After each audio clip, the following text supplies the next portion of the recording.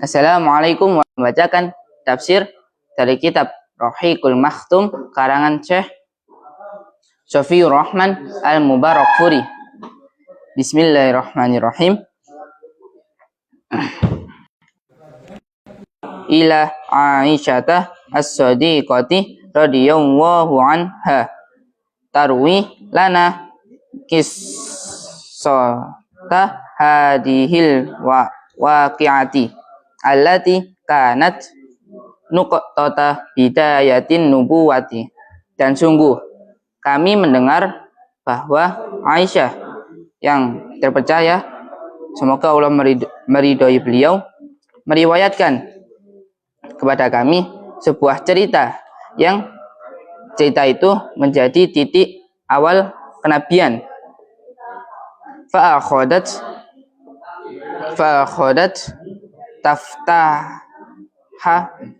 tafattuha dia ciri dulumati al-kufri wad dilali.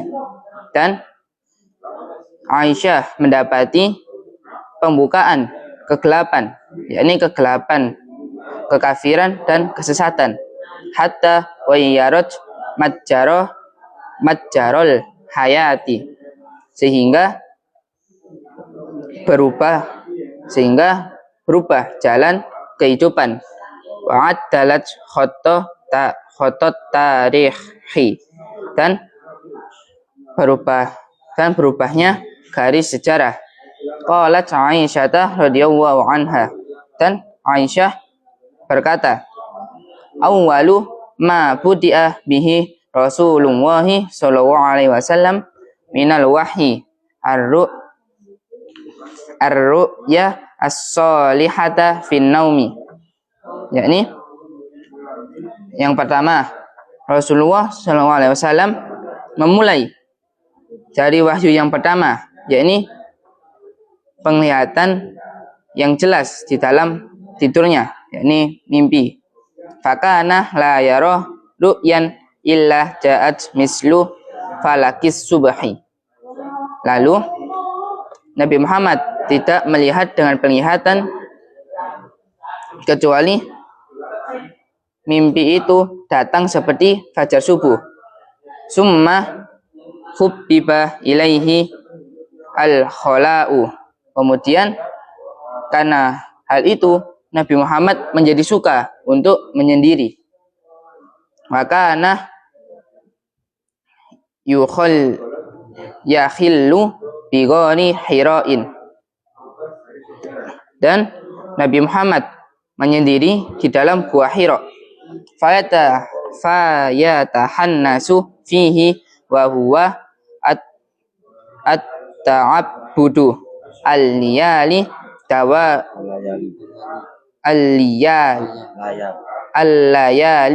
dawatil adadi. Lalu Nabi Muhammad di dalam gua Hira, beliau beribadah dengan malam yang terhitung. Qabla ayyan zi'a ila ahlihi. Kemudian setelah Nabi Muhammad menyendiri, beliau kembali pada keluarganya. Wa yatazawwadu lidzalika. Lalu bersiap untuk kembali berkhulwat. Summa yarji'u ila Khadijah fayatazawwadu limisliha. Kemudian Nabi Muhammad pergi kepada Khadijah.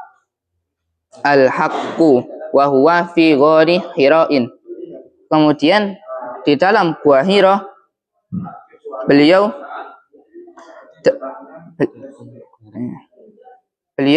didatangkan kebenaran, yaitu di dalam gua Hira. Faja'ahu al-malaku faqala. Lalu di dalam gua Hira itu malaikat datang menemui Nabi Muhammad. Faqala iqra. Lalu malaikat itu berkata, bacalah. Qala ma ana biqari'i. Lalu Nabi Muhammad berkata untuk menjawab, saya tidak bisa membaca. Qala fa akhadani fa ghatani hatta balagha minni al-ahda. Lalu Nabi Muhammad berkata, setelah aku berkata itu, malaikat memegang dan merangkulku sehingga badanku terasa sesak. Summa arsalani, kemudian malaikat itu melepasku. Faqala iqra, lalu malaikat itu berkata lagi, bacalah. Qultu ma ana biqari'i, lalu aku berkata, aku tidak bisa membaca. Qala, malaikat itu Rasulullah berkata, fa akhadani fa ghatani as-saniyata hatta balagha minni al-ahda. Lalu malaikat itu memegang dan merangkulku lagi untuk yang kedua kalinya sehingga badanku terasa sesak lagi. Summa arsalani faqala iqra, kemudian malaikat itu melepasku lalu berkata, bacalah. Fakultu ma ana biqari'i, lalu Nabi Muhammad berkata, aku tidak bisa membaca.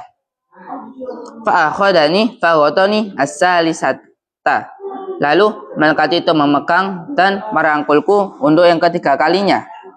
Summa arsalani faqala, kemudian melepasku sambil berkata, Iqra bismi rabbikal ladzi khalaq, sebutlah dengan nama Tuhanmu yang maha menciptakan. Khalaqal insana min 'alaq, yang menciptakan manusia dari segumpal darah. Iqra wa rabbukal akram, bacalah dengan nama Tuhanmu yang mulia. Surah Al-Alaq ayat 1 sampai 3. Faraja'a biha Rasulullahi yarjufu fuaduhu.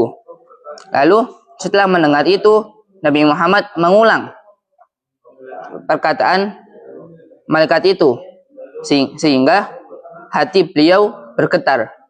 Fadakhala ala Khadijati binti Huwailidi.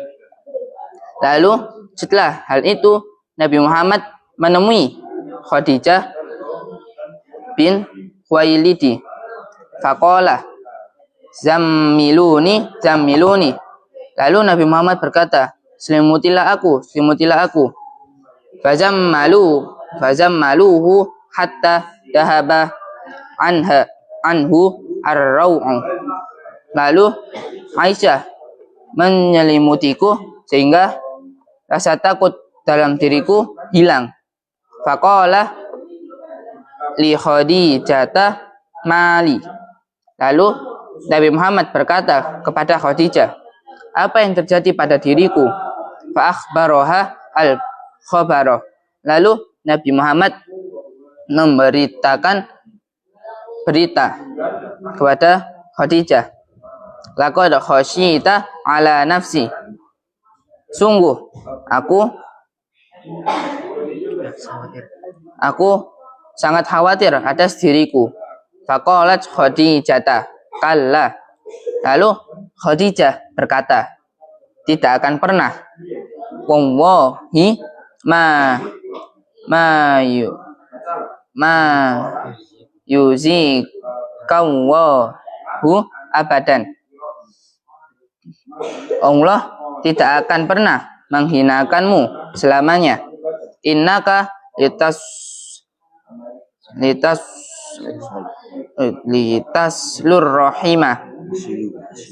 litasilur rahimah, karena kamu menyambung tali silaturahim.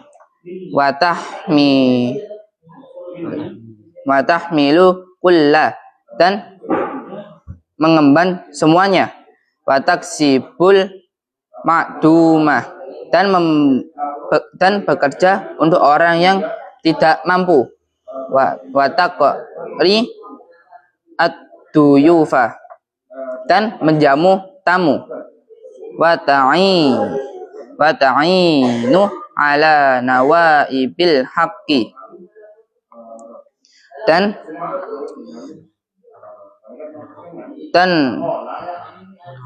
menolong dalam hal kebenaran.